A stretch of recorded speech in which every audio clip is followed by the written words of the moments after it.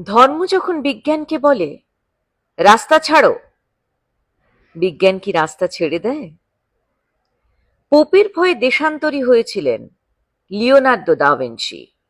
সারাদিন একটা অন্ধকার ঘরের মধ্যে পায়চারি করতেন গালিলিও গালিলেই। তাকে পাহারা দেবার জন্য বসে থাকতো একজন ধর্মের পেয়াদা, যার চোখের পাতা বাতাসেও নড়ত না। বিজ্ঞান কি তখন থেমেছিল? তীর্থের পাণ্ডাদের হই হই, তাদের লাল চোখ কি পেরেছিল পৃথিবীকে বেঞ্চের ওপর দাঁড় করিয়ে সূর্যকে তার চারদিকে উঠবোস করাতে?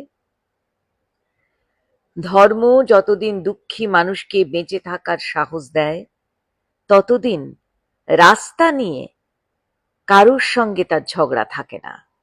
রাস্তা কারোর একার নয়, বরং তাকেই একদিন রাস্তা ছাড়তে হয় যার স্পর্ধা আকাশ ছুঁয়ে যায়।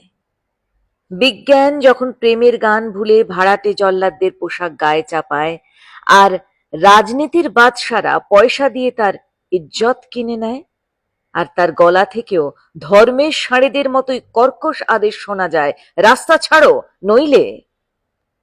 পৃথিবীর কালো সাদা হলুদ মানুষের গান, তাদের স্বপ্ন এক মুহূর্ত সেই চিৎকার শুনে থমকে তাকায়।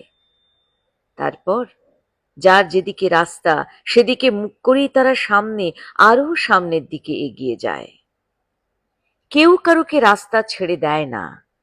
যতদিন এই পৃথিবীতে গান থাকে, গানের মানুষ থাকে, স্বপ্ন থাকে।